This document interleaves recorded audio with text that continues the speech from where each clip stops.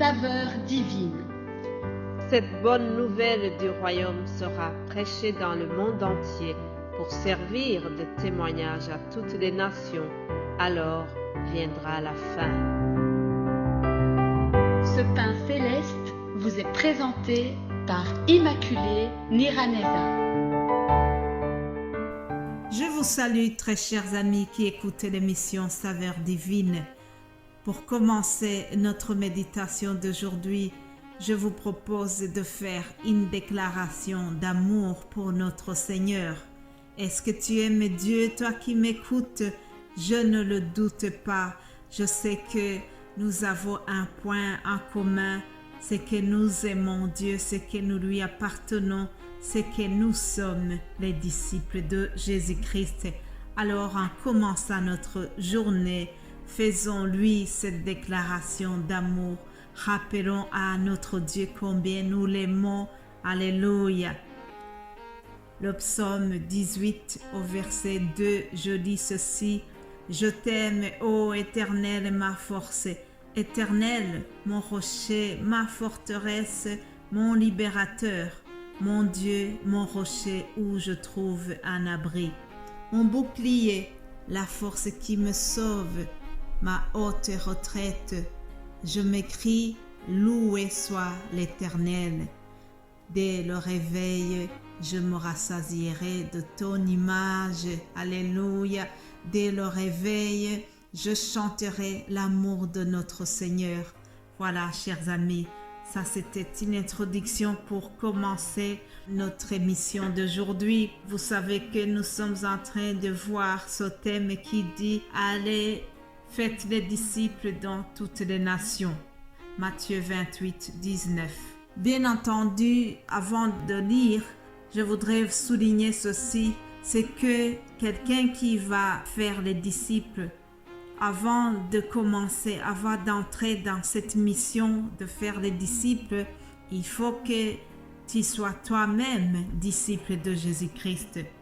Alors, il faut aussi savoir que lorsque tu vas chercher, lorsque tu vas conquérir les âmes pour Christ, il y a des vérités fondamentales à enseigner.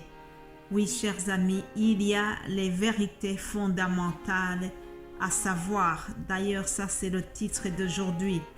Vous savez, dans la vie de tous les jours, nous apprenons les choses. Je me rappelle que quand j'étais à l'école primaire, on m'a enseigné les fonctions de base. On m'a enseigné, par exemple, la table de multiplication. Dans le calcul, on a appris la table de multiplication. On nous a appris les 4 fonctions principales. La soustraction, l'addition, la multiplication et la division. Au niveau de la langue française, on nous a appris les 5 voyelles et on nous a appris l'alphabet. L'alphabet, c'est des choses fondamentales, c'est des choses de base que nous devions connaître. Alors, pour un disciple de Jésus-Christ aussi, il y a des vérités fondamentales, il y a des prérequis qu'il doit avoir avant d'entrer en mission. Aujourd'hui, la vérité fondamentale que je vais vous dire, c'est que Jésus-Christ est mort à la croix pour nos péchés. L'apôtre Paul est venu souvent enseigner cette vérité à son public, aux Corinthiens et aux autres. Partout où il a prêché, Paul revenait sur cette vérité fondamentale de l'œuvre de la croix. Il a dit « Christ est mort pour nos péchés selon les Écritures ». 1 Corinthiens chapitre 15. Christ est mort pour nos péchés selon les Écritures. En effet, le Christ est mort en victime de substitution. Il n'est pas mort pour ses propres péchés, ni en martyr. Non, il n'est pas du tout mort comme un martyr. Il est mort parce qu'il l'avait choisi. Il est mort pour que nous puissions retrouver la vie. Le sacrifice de Jésus-Christ était fait selon les Écritures. Cette expression, selon l'Écriture, nous la trouvons souvent dans l'Ancien Testament, ce qui veut dire que sa mort a été annoncée toujours. Il a été annoncé par les prophètes plusieurs siècles avant. Le prophète Ésaïe a parlé de la mort de Jésus-Christ. Ésaïe 53, nous lisons ceci. Au verset 3, il est écrit « Méprisé et abandonné des hommes, homme de douleur et habitué à la souffrance, semblable à celui dont on tourne le visage. Nous l'avons dédaigné, nous avons fait de lui aucun cas. Cependant, ce sont nos souffrances qu'il a portées. C'est de nos douleurs qu'il s'est chargé et nous l'avons considéré comme puni, frappé de Dieu et humilié. Mais il était blessé pour nos péchés, brisé pour nos iniquités. Le châtiment qui nous donne la paix est tombé sur lui, et c'est par ses meurtrissures que nous sommes guéris. Alléluia. Mais bien-aimés de Dieu, tout disciple accompli de Jésus-Christ doit connaître cette vérité fondamentale et l'enseigner aux autres disciples. C'est que Jésus-Christ a choisi de mourir. Ce n'était pas un accident qui lui est arrivé. C'était son choix. C'était vraiment un sacrifice. Il a été méprisé. On lui a craché sur le visage. On l'a abandonné. Tous ses amis l'avaient abandonné au moment de la crucifixion. C'est ce qui est écrit ici au verset 3. Nous l'avons considéré comme si c'était un pécheur et pourtant il était innocent. À la croix, il a porté nos souffrances. À la croix, il a porté nos douleurs. À la croix, il a pris toutes nos maladies. Par ses meurtrissures, nous sommes guéris. Alléluia. Cette vérité aussi est d'actualité, chers amis. Aujourd'hui, je peux témoigner que par le sang de Jésus-Christ, j'ai été guéri. Je suis vraiment heureuse de vous partager cela et de dire qu'aujourd'hui, je suis heureuse de savoir que par les meurtrissures de Jésus-Christ, j'ai été guéri. Alléluia.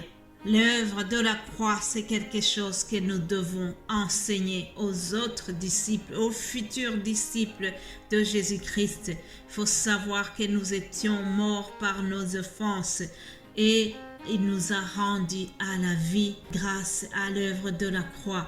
La Bible me dit qu'à la croix, Jésus-Christ a effacé l'acte des ordonnances qui nous condamnaient et qui subsistaient sur nous. Il a éliminé cet acte de condamnation et il a cloué cela à la croix de Golgotha. Alléluia. Il a dépouillé les dominations et les autorités et il les a livrées publiquement en spectacle en triomphant d'elle par la croix. Alléluia. N'est-ce pas merveilleux, chers amis? C'est vraiment une bonne nouvelle. Comme je vous disais hier, l'évangile est une bonne nouvelle. C'est une bonne nouvelle de savoir que nous étions morts par nos péchés, que nous méritions la malédiction qui pesait sur nous, mais que Jésus-Christ l'a transformée en bénédiction en nous offrant la vie éternelle par sa mort. Alléluia. Mais bien-aimés de Dieu, c'est une vérité fondamentale de savoir que à la croix, Jésus-Christ nous a sauvés. Par sa mort et sa résurrection, Jésus-Christ nous offre la vie éternelle. Je vais terminer sur cela, vraiment en vous souhaitant que vous continuez à méditer sur cela et surtout en étant dans la reconnaissance, en remerciant Dieu pour l'œuvre de la croix, parce que c'est quelque chose qui est très très importante. Alléluia. Je vais clôturer ce message en vous souhaitant que la paix de Christ à laquelle vous avez été appelés pour former un seul corps règne dans vos cœurs et soyez reconnaissants.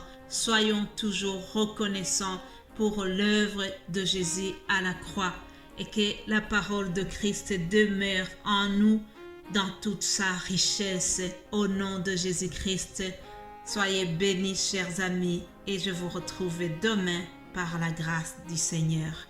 Vous êtes bénis au nom de Jésus-Christ. Amen.